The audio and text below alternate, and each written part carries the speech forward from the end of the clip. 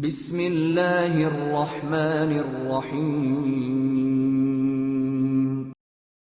ان الحمد للہ نحمده ونستعینه ونستغفره ونعوذ باللہ من شرور انفسنا ومن سیئات اعمالنا من يهده الله فلا مضل له ومن يضلل فلا هادي له واشهد ان لا اله الا الله وحده لا شريك له واشهد ان محمدا عبده ورسوله اما بعد ان خیر الحدیث کتاب اللہ وخیر الحدی حدی محمد صلی اللہ علیہ وآلہ وسلم وشر الامور محدثتها وکل محدثۃ بدعہ وکل بدعۃ ضلالہ وکل ضلالۃ فی النار۔ قال اللہ تبارک و تعالی بعد اعوذ باللہ من الشیطان الرجیم وَلَا تَحْسَبَنَّ الَّذِينَ قُتِلُوا فِي سَبِيلِ اللَّهِ أَمْوَاتًا بَلْ أَحْيَاءٌ عِنْدَ رَبِّهِمْ يُرْزَقُونَ۔ سورہ آل عمران آیت نمبر 169 میں اللہ پاک فرماتے ہیں کہ جو لوگ اللہ کی راہ میں شہید کیے جائیں ان کو ہرگز مردہ نہ سمجھو، بلکہ وہ زندہ ہیں، اپنے رب کے پاس سے رزق دیے جاتے ہیں۔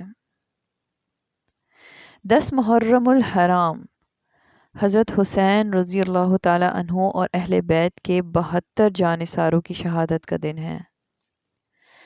سیدنا حسین رضی اللہ تعالی عنہ اور ان کے ساتھ ان کے گھر والوں کو کس طرح کربلا کے مقام پر مظلومانہ طریقے سے شہید کیا گیا، اس کی داستان تو ہم بچپن سے ہی سنتے آئے ہیں، لیکن آج بھی اکثر لوگ ایسے ہیں جن کو ابھی بھی صحیح حقیقت کا علم نہیں ہے کہ آخر واقعہ کربلا کی حقیقت کیا تھی، آخر کیا وجہ تھی کہ نبی کریم صلی اللہ علیہ وآلہ وسلم کے وصال کے کچھ ہی سال بعد صحابہ کرام اور ان کے اولادوں کی موجودگی میں نواسہ رسول صلی اللہ علیہ وآلہ وسلم اور ان کے خاندان والوں یعنی اہل بیت کو اتنی بری طرح مظلومانہ طریقے سے شہید کیا گیا، اور ان کو شہید کرنے والی جماعت اپنے آپ کو مسلمان بھی کہتی تھی، حالانکہ انہیں نبی کریم صلی اللہ علیہ وآلہ وسلم کا آخری خطبہ بھی یاد تھا، جس میں نبی کریم صلی اللہ علیہ وآلہ وسلم نے فرمایا تھا کہ میں تمہارے درمیان اللہ کی کتاب چھوڑے جا رہا ہوں، اس کو مضبوطی سے تھامے رکھنا، اور اہل بیت کے بارے میں تمہیں اللہ کا خوف دلاتا ہوں۔ لیکن امت نے تو کچھ سالوں بعد ہی اس کا الٹ کر ڈالا، قرآن پاک کی تعلیمات اور سنت رسول صلی اللہ علیہ وآلہ وسلم کو ہی بھلا دیا، اور آپ صلی اللہ علیہ وآلہ وسلم کے اہل بیت کو انتہائی تکلیف پہنچائی۔ اصل واقعہ کچھ اس طرح ہے کہ قریش کے 2 بڑے مشہور قبیلے تھے، بنو ہاشم اور بنو امیہ۔ بنو ہاشم مذہبی لحاظ سے اور بنو امیہ فوجی طاقت کے لحاظ سے زیادہ طاقتور سمجھے جاتے تھے۔ دونوں قبیلوں میں ہمیشہ مقابلہ بازی رہتی تھی اور ایک دوسرے سے آگے نکلنے کی کوشش کرتے تھے۔ جیسے اگر کسی نے 100 حاجیوں کو پانی پلایا تو دوسرا قبیلہ اس سے زیادہ حاجیوں کو پانی پلانے کی کوشش کرتا تھا تاکہ لوگوں میں ان کا رعب رہے۔ نبی پاک صلی اللہ علیہ وآلہ وسلم کا تعلق بنی ہاشم قبیلے سے تھا۔ آپ صلی اللہ علیہ وآلہ وسلم کو جب اللہ پاک نے نبوت عطا فرمائی تو بنو امیہ کے لوگوں نے یہ کہہ کر آپ صلی اللہ علیہ وآلہ وسلم کو تکالیف پہنچائی کہ نبوت تو ہمارے خاندان میں آنی چاہیے تھی، اگر ہمارے قبیلے میں آتی تو ہم تسلیم کر لیتے۔ بنو ہاشم اور بنو امیہ دونوں قبیلوں کے درمیان ہمیشہ جنگ کی سی ہی کیفیت رہتی تھی، اور 2 بڑی جنگیں جیسے جنگ بدر اور جنگ صفین بھی ان دونوں قبیلوں ہی کے درمیان ہوئی تھی۔ نبی کریم صلی اللہ علیہ وآلہ وسلم کے بعد پھر خلفائے راشدین جیسے حضرت ابو بکر صدیق رضی اللہ تعالیٰ عنہ، پھر اس کے بعد حضرت عمر رضی اللہ تعالیٰ عنہ، پھر حضرت عثمان بن عفان رضی اللہ تعالیٰ عنہ، اور پھر حضرت علی رضی اللہ تعالیٰ عنہ کا دور آیا، انہوں نے بھی اسلامی اصولوں کے مطابق نبی کریم صلی اللہ علیہ وآلہ وسلم کی تعلیمات کے مطابق خلیفہ بن کر لوگوں کی رہنمائی فرمائی، اور ان کے بعد فتنوں کا دور آیا اور لوگ دین سے دور ہونا شروع ہو گئے، اور امیر معاویہ جو پہلے شام کے گورنر تھے اور پھر دمشق کے خلیفہ بنے، بادشاہی طرز کی حکومت لے کر آئے تھے۔ یہ نبی کریم صلی اللہ علیہ وآلہ وسلم کی پیشن گوئی کے عین مطابق تھا، کیونکہ نبی کریم صلی اللہ علیہ وسلم نے فرمایا تھا کہ میرے بعد خلافت نبوت صرف 30 سال تک رہے گی، پھر اس کے بعد کاٹ کھانے والی مملوکیت آ جائے گی۔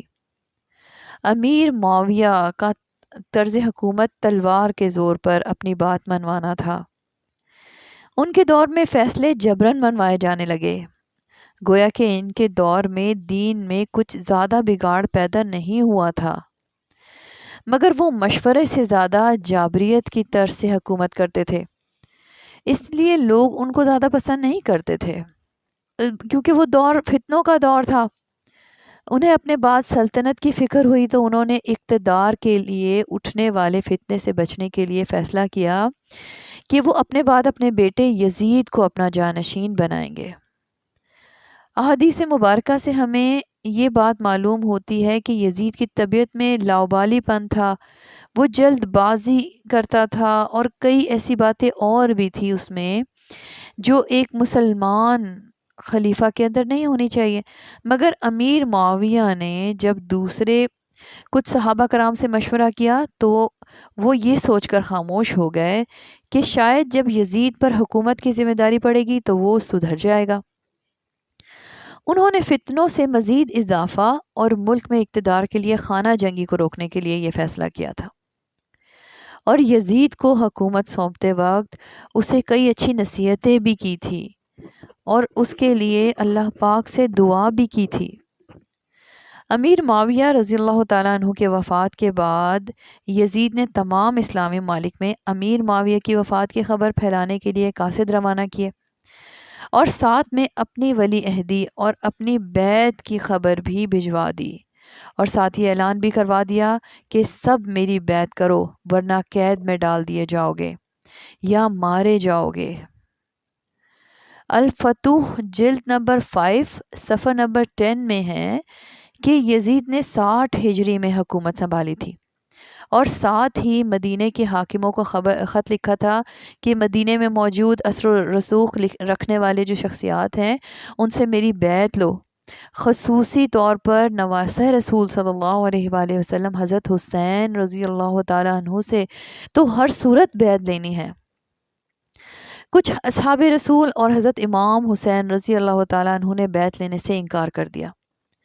وجہ اس کی یہ تھی کہ یزید کی حکومت اسلامی اصولوں کے مطابق نہ تھی اور وہ لوگوں سے جبراً بیعت لے رہا تھا، اور امام حسین رضی اللہ تعالیٰ عنہ نے یہ محسوس کیا کہ اگر آج کوئی بھی حکومت طاقت کے زور پر قائم کر لے گا تو پھر قیامت تک جو کوئی بھی چاہے گا وہ طاقت کے زور پر ہی اپنی حکومت قائم کرتا رہے گا، اور اس جبری حکومت کو لوگوں کو پھر تسلیم کرنا ہی پڑے گا۔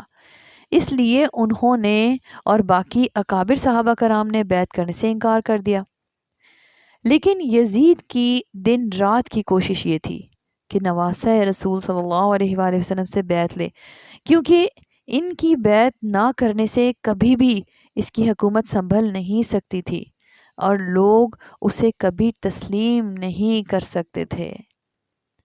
جب مدینے میں حالات خراب ہونے لگے، شر اور فساد پھیلنے کا خطرہ بڑھ گیا، تو امام عالی مقام نے مدینے سے ہجرت کرنے کا ارادہ کر لیا۔ 28 رجب کو نواسہ رسول صلی اللہ علیہ وآلہ وسلم نے اپنے قافلے کے ساتھ مدینے سے ہجرت کی، اور یہ قافلہ 3 شعبان کو مکہ مکرمہ پہنچا۔ مکہ کے لوگوں نے آپ کا خیر مقدم کیا اور جوک در جوک لوگ ملنے کے لیے آئے، وہ بہت خوش تھے۔ 10 رمضان المبارک کو پہلا خط کوفے سے آیا، اور پھر بے شمار خطوط کوفے سے آنے لگے کہ آپ رضی اللہ تعالیٰ عنہ کوفہ آ جائیں، ہم آپ کی بیعت کریں گے، اور آپ کے ہوتے ہوئے ہم یزید کی بیعت نہیں کر سکتے۔ شروع میں تو آپ رضی اللہ تعالیٰ عنہ نے لوگوں کے خطوط کو اتنا سنجیدہ نہ لیا، کیونکہ آپ لوگوں میں فساد یا خانہ جنگی کا ماحول پسند نہیں فرماتے تھے، لیکن پھر مسلسل خطوط آتے رہے۔ شاہ عبدالعزیز محدث دہلوی رحمۃ اللہ علیہ فرماتے ہیں کہ 12,000 خطوط موصول ہوئے تھے۔ تو پھر حضرت حسین رضی اللہ تعالیٰ عنہ نے بھی سنجیدگی سے اس مسئلے کے بارے میں سوچنا شروع کر دیا۔ جب صحابہ کرام رضوان اللہ علیہم اجمعین سے مشورہ کیا تو انہوں نے فرمایا کہ آپ ہرگز نہ جائیں، کوفہ والوں کی تو تاریخ میں ہی وفا نہیں ملتی۔ انہوں نے آپ رضی اللہ تعالیٰ عنہ کے والد یعنی حضرت علی رضی اللہ تعالیٰ عنہ اور آپ رضی اللہ تعالیٰ عنہ کے بھائی حضرت حسن رضی اللہ تعالیٰ عنہ سے بھی بے وفائی کی تھی۔ حضرت حسین رضی اللہ تعالیٰ عنہ نے فرمایا کہ ایسا نہ ہو کہ قیامت میں اللہ پاک پوچھیں کہ لوگ آپ کو بیعت کے لیے بلا رہے تھے، اس وقت آپ نے حق کا ساتھ کیوں نہ دیا؟ اور پھر حضرت حسین رضی اللہ تعالیٰ عنہ نے فرمایا میں یہ نہیں چاہتا کہ حرم میں کوئی فساد ہو، حالات خراب ہوں۔ سیدنا حسین رضی اللہ تعالیٰ عنہ اور صحابہ کرام رضوان اللہ علیہم اجمعین کے مشورے سے یہ طے پایا کہ پہلے کسی قاصد کو بھیج کر کوفہ کے حالات معلوم کروا لیتے ہیں، اگر واقعی وہ اپنی بات میں سچے ہوں گے تو پھر حضرت حسین رضی اللہ تعالیٰ عنہ بھی چلے جائیں گے۔ اور پھر سب کے مشورے سے حضرت مسلم بن عقیل رضی اللہ تعالیٰ عنہ کو کوفہ کے حالات دیکھنے کے لیے روانہ کیا گیا کہ اگر تو وہ جو خطوط میں لکھتے ہیں اس کے بارے میں سچے ہیں تو پھر سیدنا حسین رضی اللہ تعالیٰ عنہ بھی چلے جائیں گے، اور اگر وہ لوگ دھوکہ دینا چاہتے ہیں تو پھر وہ نہیں جائیں گے۔ سب نے اسی کو قبول کیا۔ حضرت مسلم بن عقیل جب کوفہ جانے کے لیے تیاری کر رہے تھے تو ان کے 2 بیٹوں نے بھی ساتھ جانے کی ضد کی، تو انہوں نے ان کو بھی ساتھ لے لیا۔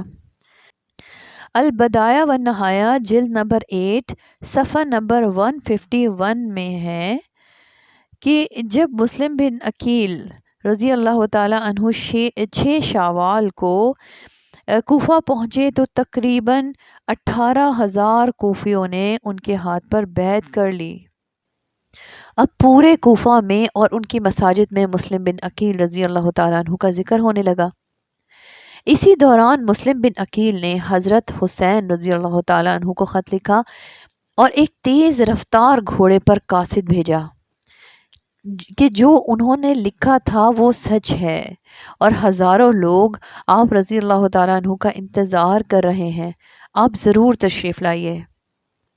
اور پھر جب یزید کو اس بات کا علم ہوا کہ کوفہ کی تو فضا ہی بدل گئی ہے، کوفہ تو سارا کا سارا مسلم بن عقیل رضی اللہ تعالیٰ عنہ کے ہاتھ پر بیعت کر چکا ہے، تو اس نے سوچا کہ اگر یہ لوگ اس بیعت پر مضبوط رہے تو میرا تو اقتدار نہیں بچ سکتا۔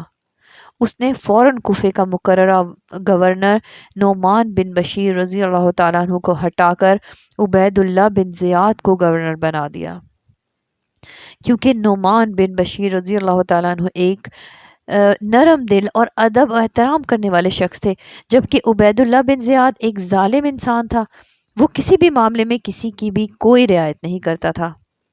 تو یزید نے اس کو سختی سے حکم دیا کہ لوگوں کے ساتھ سختی سے نپٹا جائے، اور اگر وہ مسلم بن عقیل کی بیعت سے باز نہ آئے تو سب کو مار دو۔ ابن زیاد ایک ظالم گورنر تھا، اس نے ایسی فضا پیدا کی کہ لوگ اس سے ڈر گئے اور سب کے سامنے آ کر کھڑے ہو کر تقریر کی کہ اے کوفے والو سن لو، اگر تم نے یزید کی بیعت نہ کی تو تمہاری سزا موت ہے، یا تو یزید کی بیعت پر قائم رہو یا موت کے لیے تیار ہو جاؤ۔ اب جو لوگ نعرے اصحاب رسول کے لگا رہے تھے ایسے ڈرے کہ دیکھتے ہی دیکھتے سب چلے گئے اور مسلم بن عقیل تنہا وہاں رہ گئے، اور پھر ایسا ماحول بنا کہ سارے کوفے میں مسلم بن عقیل کو کوئی پناہ دینے والا اور اپنے گھر لے جانے والا بھی نہ تھا سوائے ہانی بن عروہ کے۔ یہ وہ واحد آدمی تھے جو اپنے گھر میں آپ کو لے گئے، اور پھر ابن زیاد کی فوجوں نے ہانی بن عروہ کے گھر کا بھی محاصرہ کر لیا۔ مسلم بن عقیل رضی اللہ تعالیٰ عنہ نے انہیں بہت سمجھایا کہ یہ خطوط دیکھو، انہوں نے ہمیں بلایا ہے تو ہم آئے ہیں، اگر یہ ہماری بیعت پر قائم نہیں ہے تو ہم واپس چلے جاتے ہیں۔ انہوں نے کہا کہ نہیں، اب آپ واپس نہیں جا سکتے، اور پھر ابن زیاد نے اپنی فوج کے ذریعے سے حملہ کیا اور ہانی بن عروہ، مسلم بن عقیل اور ان کے 2 پھول جیسے معصوم بچوں کو بھی شہید کر دیا۔ لیکن حضرت حسین رضی اللہ تعالیٰ عنہ کو خط مل چکا تھا، اور وہ تو چل چکے تھے، کیونکہ اس خط میں تو حضرت مسلم بن عقیل رضی اللہ تعالیٰ عنہ نے لکھا تھا کہ یہاں کے تو حالات ٹھیک ہیں، اس لیے آپ رضی اللہ تعالیٰ عنہ نے اپنے خاندان کو بھی ساتھ لے لیا تھا، کیونکہ سیدنا حسین رضی اللہ تعالیٰ عنہ کا خیال جنگ کرنے کا تو نہ تھا، وہ تو لوگوں کے بلانے پر ان کی بیعت لینے کے لیے جا رہے تھے، اس لیے انہوں نے اپنے خاندان والوں کو بھی ساتھ لے لیا تھا، اور ان کے ساتھ کوئی جنگی ہتھیار یا کوئی جنگ کی تیاری بھی نہ تھی۔ حضرت حسین رضی اللہ تعالیٰ عنہ ابھی راستے میں ہی تھے کہ آپ رضی اللہ تعالیٰ عنہ کو خبر ملی کہ مسلم بن عقیل رضی اللہ تعالیٰ عنہ شہید ہو گئے ہیں، اور تمام کوفے والوں نے بیعت کرنے سے انکار کر دیا ہے، اور اس وقت ایک بندہ بھی آپ کی حمایت میں بولنے والا نہیں ہے۔ حضرت حسین رضی اللہ تعالیٰ عنہ نے رات کو اپنے ساتھیوں کو جمع کیا اور فرمایا کہ مسلم بن عقیل شہید ہو چکے ہیں، اور ظالموں نے ان کے بچوں کو بھی شہید کر دیا ہے۔ اب تم میں سے جو کوئی مدینہ جانا چاہتا ہے، میری اجازت ہے، وہ چلا جائے، لیکن میں آگے ضرور جاؤں گا۔ حضرت حسین رضی اللہ تعالیٰ عنہ نے بتایا تھا کہ میرے نانا یعنی رسول اللہ صلی اللہ علیہ وآلہ وسلم نے ایک خواب دیکھا تھا۔ اس خواب میں انہیں سرخ رنگ کی مٹی دکھائی گئی تھی کہ اس مٹی میں حسین کی شہادت ہوگی، اس لیے حضرت حسین رضی اللہ تعالیٰ عنہ کو ان کی شہادت کھینچ رہی تھی، وہ آگے بڑھنے کو تیار تھے۔ سب نے کہا کہ نہیں، ہم آپ رضی اللہ تعالیٰ عنہ کو چھوڑ کر نہیں جا سکتے۔ حضرت حسین رضی اللہ تعالیٰ عنہ نے پھر سے سفر شروع کر دیا۔ ابن زیاد نے اپنی فوج کو حکم دیا کہ ان کو پانی تک پہنچنے نہ دینا۔ فوج نے دریا کے کنارے پر قبضہ کر لیا، اور پھر ابن زیاد نے فوجی دستے کو آگے بڑھنے کا حکم دیا۔ حضرت حسین رضی اللہ تعالیٰ عنہ اور ان کے ساتھیوں کو گرفتار کرنے کے لیے گھیرا تنگ کرنا شروع کر دیا۔ حضرت حسین رضی اللہ تعالیٰ عنہ نے ابن زیاد کے نمائندوں کو بلوایا اور ان کے سامنے 3 مطالبات رکھے کہ تینوں میں سے کوئی ایک مان لو۔ پہلا یہ کہ مجھے مدینہ منورہ واپس جانے دو، کیونکہ ہم لوگ تو بلانے پر آئے تھے، اگر یہ لوگ بیعت نہیں کرنا چاہتے تو ہم واپس چلے جاتے ہیں، پھر لڑائی کیسی؟ دوسرا مطالبہ یہ کیا کہ اگر تم یہ بات نہیں مانتے تو پھر مجھے یزید سے براہ راست ملاقات کرنے دو، میں خود اس سے مل کر سارا معاملہ سلجھا دوں گا۔ اور اگر یہ بھی نہیں مانتے تو پھر تیسرا مطالبہ یہ ہے کہ ہمیں کسی اسلامی ملک کی سرحد سے اس کے شہر میں جانے دو، لڑائی کی کوئی ضرورت نہیں رہے گی۔ ابن زیاد کے نمائندوں نے کہا کہ ہمیں یہ حکم ہے کہ یا تو آپ بیعت کریں گے یا پھر جنگ کے لیے تیار ہو جائیے۔ حضرت حسین رضی اللہ تعالیٰ عنہ نے فرمایا کہ میں مسلم بن عقیل کے قاتلوں کے ہاتھوں میں بیعت نہیں کر سکتا، اب تو تمہارا ظلم بھی واضح ہو چکا ہے۔ حضرت حسین رضی اللہ تعالیٰ عنہ بڑھتے رہے اور وہ بھی راستہ دیتے رہے اور گھیرا بھی تنگ کرتے رہے۔ حضرت حسین رضی اللہ تعالیٰ عنہ کے ساتھ اپنے خاندان کے 17 افراد تھے، اور باقی جانصار صحابہ 72 کی تعداد میں تھے، جبکہ ابن زیاد کا فوجی لشکر 5000 کی تعداد میں تھا۔ جب آپ رضی اللہ تعالیٰ عنہ عین اس مقام پر پہنچے جس کا نام کربلا تھا، آپ رضی اللہ تعالیٰ عنہ کو وہ خواب میں بتائی گئی نشانیاں سامنے نظر آنا شروع ہو گئی۔ جب امام علی مقام کو معلوم ہوا کہ یہی کربلا ہے تو آپ رضی اللہ تعالیٰ عنہ نے حکم دیا کہ خیمے نصب کر دیے جائیں۔ ابن زیاد کے فوجیوں نے حملہ کرنا شروع کر دیا۔ حضرت حسین رضی اللہ تعالیٰ عنہ نے حضرت عباس کو اپنا جھنڈا دیا اور باقی جانصار صحابہ باری باری آگے بڑھتے رہے اور نہایت جرأت اور بہادری سے لڑتے رہے، مگر کیونکہ پیاسے تھے، اوپر سورج کی تپش، نیچے ریت کی گرمی، پانی نہیں تھا، پیاس بجھاتے کس چیز سے؟ حضرت عثمان رضی اللہ تعالیٰ عنہ کا بھی پانی بند کیا گیا تھا، مگر ان کے مقابلے میں تو باغی تھے، جبکہ حضرت حسین رضی اللہ تعالیٰ عنہ کے مقابلے میں تو مسلمان ہی تھے۔ انہوں نے ان کا پانی بند کر دیا تاکہ یہ مجبور ہو جائیں اور ہار مان جائیں، مگر یہ پھر بھی جرت اور حوصلے سے لڑتے رہے۔ 100 جانثار صحابہ اور 5000 کے فوجی لشکر سے مقابلہ آخر کب تک کرتے؟ آخر ایک ایک کر کے سب شہید ہوتے چلے گئے۔ کٹا کر گردنیں دکھلا گئے ہیں کربلا والے، کسی باطل کے آگے کبھی جھک نہیں سکتے خدا والے۔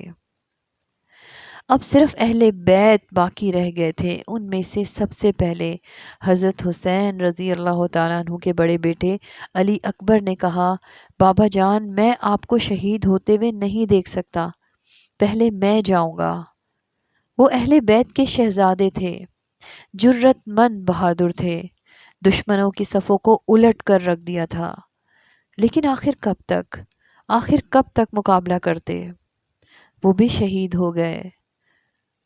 حضرت حسین رضی اللہ تعالیٰ عنہ اپنے ہاتھوں میں اپنے جوان بیٹے کی لاش کو لے کر خیمے کی طرف آئے تو اہل بیت کی خواتین چلا اٹھی، لیکن حضرت حسین رضی اللہ تعالیٰ عنہ نے کہا کہ صبر کرو، ہم اہل بیت ہیں، ہمیں صرف صبر کرنے کا حکم دیا گیا ہے۔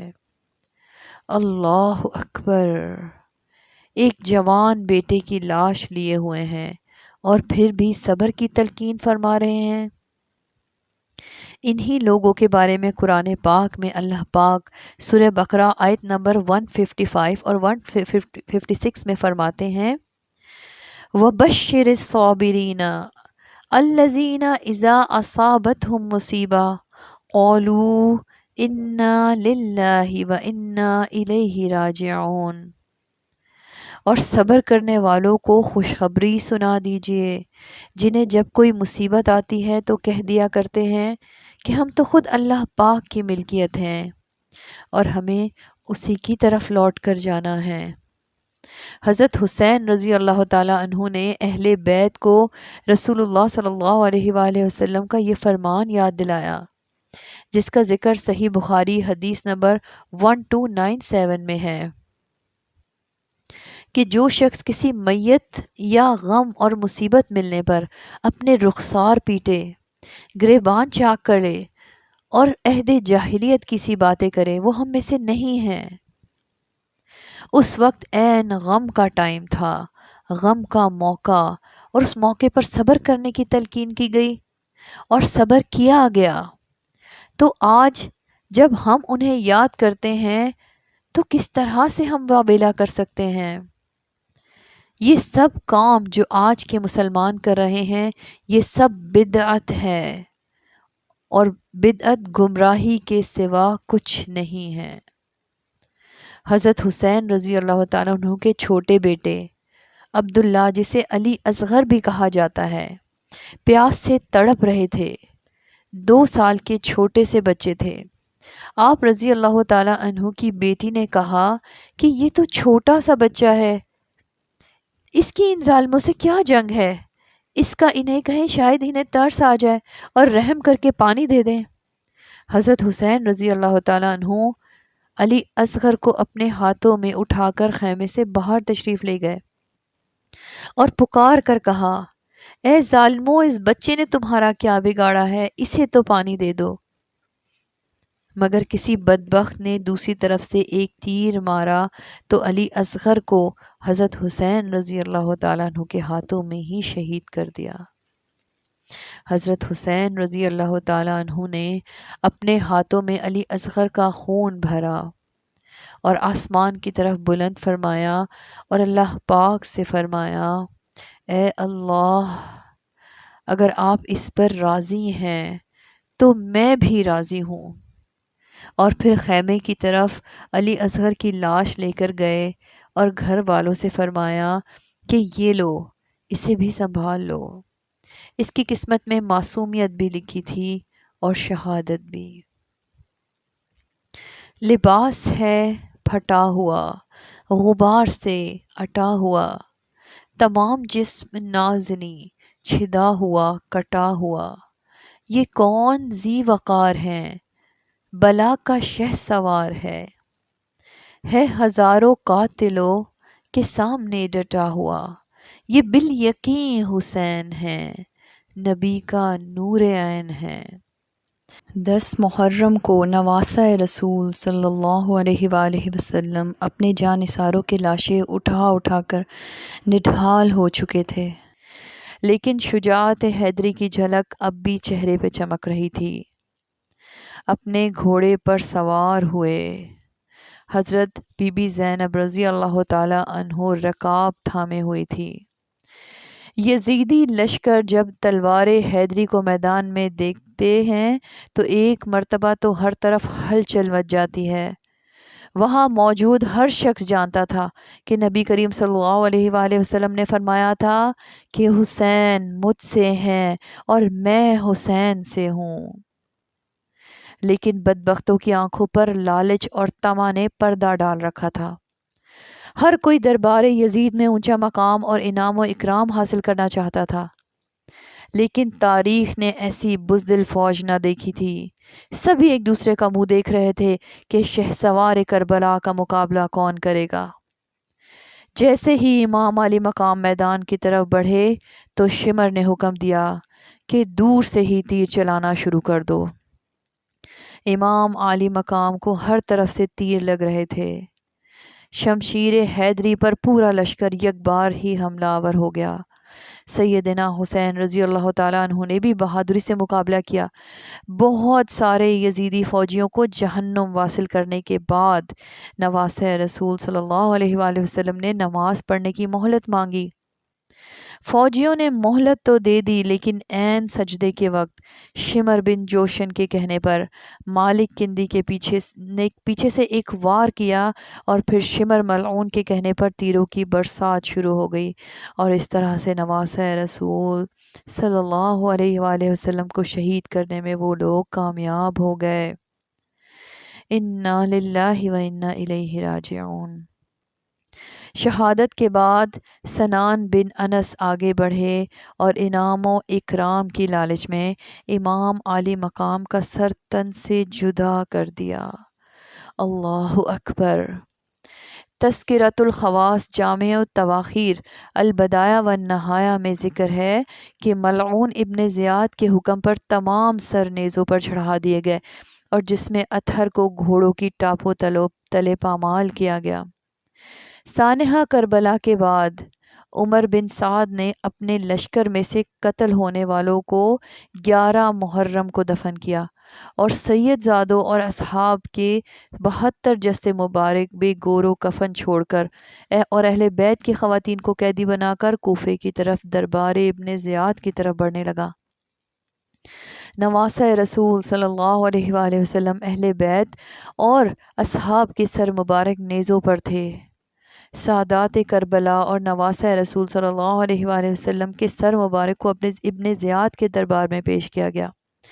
عبید اللہ بن زیاد نواسہ رسول صلی اللہ علیہ وآلہ وسلم کے ہونٹوں پر چھڑی مارنے لگا۔ اہل بیت خون کے آنسو بہا رہے تھے۔ اس کے بعد عبید اللہ بن زیاد نے کربلا کے قافلے کو شہداء کے سروں کے ساتھ شمر بن جوشن اور طارق بن محفر کی قیادت میں یزید کی محل کی طرف شام روانہ کیا۔